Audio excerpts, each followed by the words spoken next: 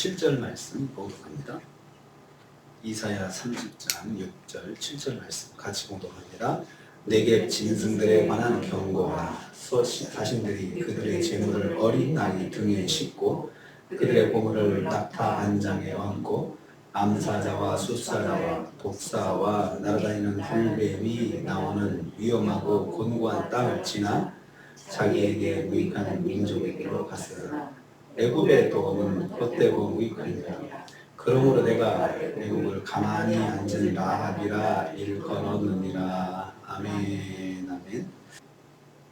오늘 말씀은 애굽과 동맹을 체결하기 위해서 남방 광야를 지나가는 사신들을 책망하는 것을 내용으로 하고 있습니다.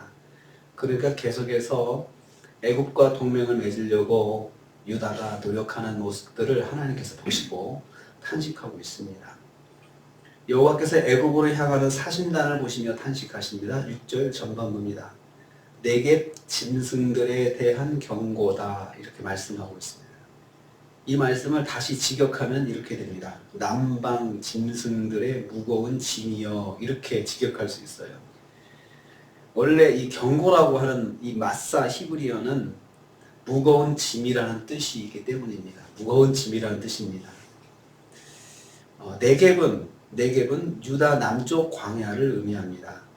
남방의 짐승들은 그래서 애굽을 향하는 사신들이 가지고 가는 무거운 선물꾸러미를 등에 잔뜩 실은 짐승들을 말합니다.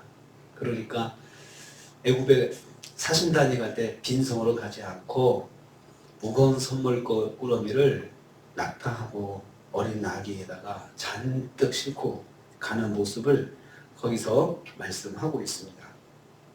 애굽에게 동맹 체결을 부탁하기 위해서 유다의 사신들이 정성을 다해 준비한 무거운 선물꾸러미들을 짐승들의 등에 싣고 거칠고 위험한 광야길을 가는 것에 대한 책망입니다. 그러니까 그 모습 뒤에 짐승들을 구체적으로 나귀, 어린 나귀, 낙타 이렇게 표현하고 있습니다. 그러니까 이 경고다라고 하는 말은 탄식하는 말입니다. 저 짐승들을 보라, 그런 뜻입니다. 그렇게 짐승들에게 가득 선물을 싣고 광야를 지나가는 사신단들을 하나님께서 보시면서 아유, 저 꼴 좀 봐. 하나님의 백성이면서 하나님을 섬기지 않고 하나님 말씀대로 하지 않고 저렇게 자기들 고집대로 애굽을 쫓아가는 그 모습을 보시면서 하나님께서 탄식하시는 것입니다. 하나님은 성도가 불순종을 위해 힘을 다하는 것을 탄식하십니다. 불순종도요, 힘을 다해야 제대로 하거든요. 하나님을 섬기는 것도 힘을 다해야지만 불순종 자기 뜻대로 하는 것도 의지가 고집이 있어야 되잖아요. 아주 힘을 다해야 되는 것이죠. 그런 것을 하나님께서 탄식하십니다. 두 번째로요, 불순종에 자기의 모든 것과 목숨을 걸었기 때문에 하나님께 탄식하십니다. 6절 후반부입니다. 사신단은 어린 나귀 등에 그들의 재물을 실었고 낙타 등에는 그들의 보물을 얹었다고 했습니다. 불순종의 길을 위해 정성을 다하고 있습니다. 자기들의 재물과 보물을 바쳐가지고 애굽의 마음을 얻고자 정성을 다하고 있습니다. 그들의 재물과 그들의 보물은 그냥 얻은 거 아니잖아요. 목숨 걸고 사실 얻은 겁니다. 온갖 비난과 욕을 얻어가면서 거둬들인 그런 또 착취한 것들일 수도 있고요. 이러한 것들, 자기 목숨과도 같은 것들인데 가장 귀한 것을 애굽에게 바치고자 준비한 것입니다. 사신들은 암사자와 숫사자, 독사와 날아다니는 불뱀이 있는 위험하고 곤고한 땅인 광야를 지나서 애굽으로 갔다 했습니다. 그 애굽으로 가는 길이 원래는 두 가지가 있습니다. 해안도로 따라가면 고속도로입니다. 편한 길입니다. 그런데 왜 광야길을 달려갔을까요? 해안도로 고속도로는 강대국 아수르가 장악을 하고 차단하고 있습니다. 애국으로 못 내려가서 막고 있어요. 그러니까 아수르의 눈을 피해서 가는 것이 광야길이죠. 사신단이 만약에 아수르를 피해서 사신단이 애국으로 이제 유다가 사신단을 보내가지고 동맹을 맺으려고 한다 그러면 아수르가 가만히 있겠습니까? 알면은 큰일 나죠. 그러니까 몰래 가기 위해서 남방 광약길로 사신단이 그 위험한 길로 암사자가 나오고 또 날아다니는 불뱀이 있고 하는 위험한 곳이라는 거죠. 그 위험을 무릅쓰고 가는데 자기들의 생명 바쳐 모은 재물을 또 등에다 잔뜩 싣고 짐승 등에 잔뜩 싣고 가는 것입니다. 아수르의 눈을 피해서 비밀리에 동맹을 추진하였습니다. 사신단은 그래서 결사대 같은 심정으로 갔을 것입니다. 걸리면 죽습니다. 아수르가 만약 그 사실을 알았다면 추격대를 보내가지고 사신단을 다 잡아들였을 것입니다. 그리고 가지고 간 물품은 다 압수해버리고요.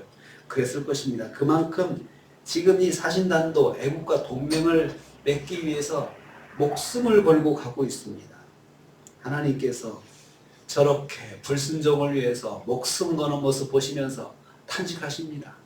하나님이 섬기는 일에 그렇게 할 것이지 이런 생각을 하실 것입니다. 하나님은 성도가 불순종의 모든 것과 생명을 거는 것을 탄식하십니다. 오늘날 성도들도 그런 분도 있습니다. 불순종하는 일에 생명을 걸고 목숨을 걸고 하는 분들이 있습니다. 하나님 보실 때 탄식하십니다. 세 번째로 사신들은 자기에게 무익한 민족에게 갔기 때문에 하나님께 탄식하는 것입니다. 6절 마지막 부분에 있습니다.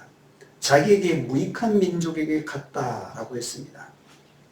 사실은 자기가 동맹을 맺는 것은 유익을 얻으려고 가는 거지만 하나님께서 보실 때 그건 아무 소용이 없는 것이다. 도움이 되지 않는 것이다 라는 것이죠. 그렇게 목숨 걸고 간 애굽이 사신단과 유다에게 하나도 유익이 없다는 것입니다. 애굽이 사신단에게도 도움이 안 되고 유다에게도 도움이 전혀 안 된다는 것입니다.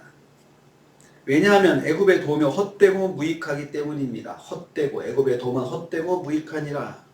하나님께서 헛되고 무익하게 만드신다는 거죠. 애굽이 돕겠다고 하겠죠. 이제 애굽이 돕겠다고 하겠지만 유다가 멸망의 길로 가는 것을 막아줄 수 없기 때문입니다. 불순종의 죄만 더해질 뿐입니다. 앞에 말씀에서는 왕의 별장으로 쫓아가서 동맹을 맺었다고 그랬잖아요.